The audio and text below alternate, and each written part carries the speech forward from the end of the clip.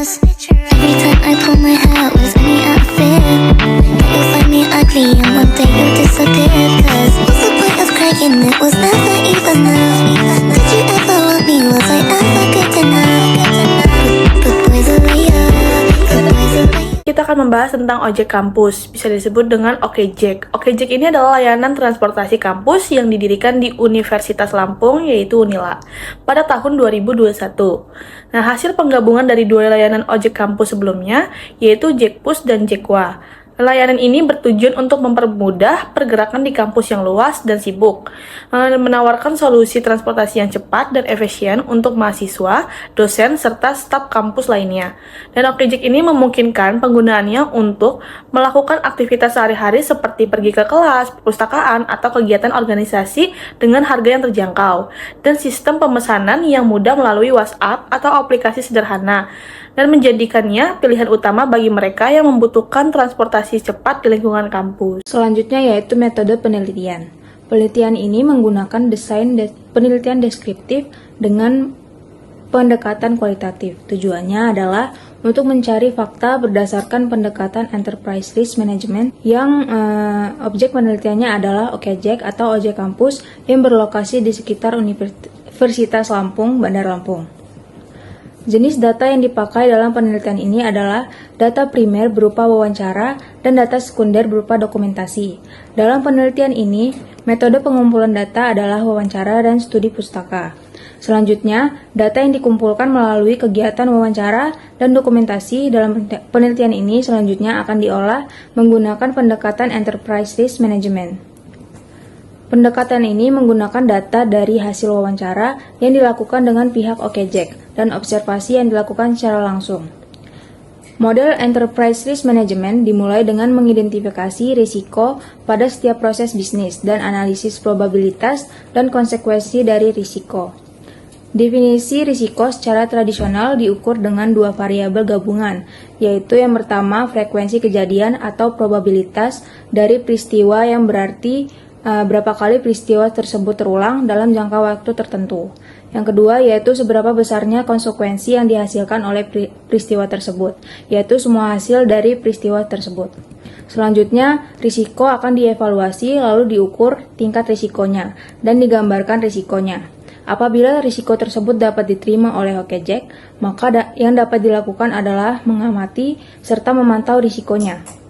Tetapi, jika risiko tersebut tidak dapat diterima oleh Okejek, maka dapat diciptakan strategi mitigasi risiko yang berdampak pada manajemen melalui pengawasan dan pemantauan oleh organisasi. Baik, selanjutnya yaitu tabel kategori dampak risiko. Yang pertama dengan skala 5 yaitu dampaknya sangat kecil, didefinisikan dampak kecil tidak mempengaruhi operasional harian. Yang kedua dengan skala 4 dampaknya kecil, definisinya dampak terbatas pada salah satu pihak. Yang ketiga dengan skala 3 dampaknya sedang, didefinisikan dampak signifikan yang mempengaruhi beberapa pihak. Dengan skala 2 dampaknya besar, didefinisikan dampak besar yang mengganggu operasional utama. Dan yang terakhir yaitu dengan skala 1 dampaknya sangat besar, didefinisikan sebagai dampak sangat besar yang mengancam kelangsungan organisasi. Langkah berikutnya yaitu mengukur atau menilai resiko menggunakan matriks likelihood dan dampaknya. Sebelum menyusun matriks tersebut, kita perlu terlebih dahulu menentukan tingkat probabilitas serta dampak dari masing-masing resiko. Berikut adalah kategorinya. Yang pertama dengan skala 5, probabilitasnya itu sangat tinggi dan frekuensi terjadinya kurang dari sekali per bulan. Yang kedua dengan skalanya tinggi, frekuensi terjadinya yaitu 1 sampai 2 kali per bulan. 3, probabilitasnya sedang, frekuensi terjadinya 3 sampai 4 kali per bulan. Yang keempat dengan skala 2, probabilitasnya rendah, frekuensi terjadinya 5-6 kali per bulan, dan yang terakhir dengan skala 1, probabilitasnya sangat rendah dengan frekuensi terjadi lebih dari 6 kali per bulan. Selanjutnya kita melihat matriks likelihood dan severity. Matriks ini memvisualisasikan hubungan antara probabilitas terjadinya suatu risiko dengan tingkat dampaknya. Likelihood, probabilitas menunjukkan seberapa besar kemungkinan suatu risiko terjadi. Matriks ini melihat skala dari 1 hingga 5, di mana 1 sangat kecil kemungkinan terjadi, 5 sangat tinggi kemungkinan terjadi. Lalu severity atau dampaknya itu menggambarkan seberapa besar dampak yang ditimbulkan apabila risiko tersebut benar-benar terjadi. Skala dampak juga dari 1 hingga 5, di mana 1 dampaknya kecil dan signifikan, 5 dampaknya besar dan kritis. Di samping juga memperlihatkan zona yang berwarna hijau, yaitu memiliki risiko yang rendah. Risiko yang masuk zona hijau seperti B4 memiliki probabilitas dan dampak yang rendah. Ini berarti risiko tersebut tidak memerlukan tindakan mendesak, tetapi tetap perlu dipantau. Selanjutnya ada zona juga yang berwarna kuning dengan risiko sedang.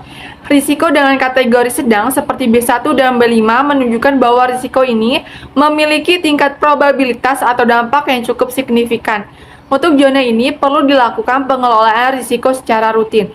Selanjutnya ada zona berwarna oranye, yaitu risikonya tinggi. Contohnya pada A1, B2, B3, dan C1. Risiko pada zona ini memerlukan perhatian lebih karena baik probabilitas maupun dampaknya cukup tinggi. Tindakan mitigasi perlu segera diterapkan untuk mengurangi dampaknya terhadap organisasi. Juga, zona yang berwarna merah risikonya sangat tinggi, seperti risiko D1 yang memiliki probabilitas dan dampak sangat tinggi. Risiko ini bersifat kritis dan membutuhkan tindakan segera karena berpotensi menimbulkan kerugian besar atau bahkan mengancam keberlangsungan operasional organisasi. Kesimpulannya, matriks ini membantu kita memprioritaskan risiko mana yang membutuhkan tindakan segera, seperti risiko dengan kategori tinggi dan sangat tinggi, sehingga OKJEK dapat memitigasi dampak yang paling signifikan terhadap operasionalnya. Setelah melakukan identifikasi dan penilaian risiko, langkah selanjutnya dalam menghitung risiko dan mitigasi risiko adalah pengelolaan risiko. Nah, seperti yang telah dijelaskan sebelumnya, dapat kita ketahui bahwa risiko yang ada pada organisasi OKJEK diklasifikasikan ke dalam 4 kelompok, yaitu risk, high risk, medium risk, dan juga low risk.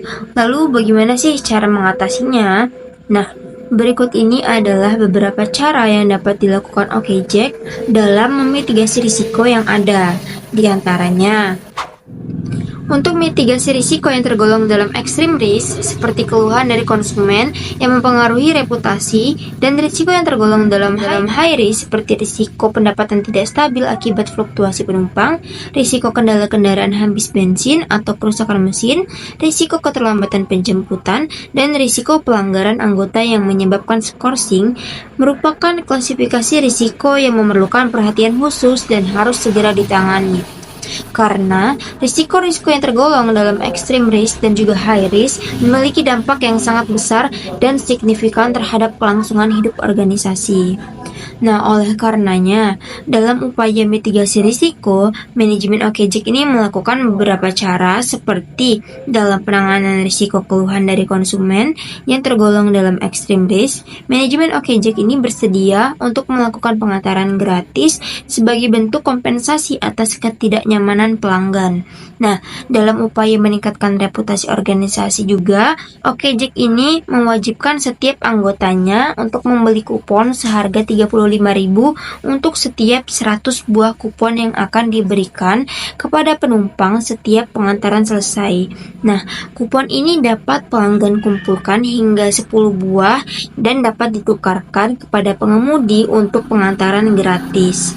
Nah, upaya lainnya dalam mitigasi risiko yang tergolong dalam high risk, seperti contohnya itu mitigasi risiko ketidakstabilan pendapatan.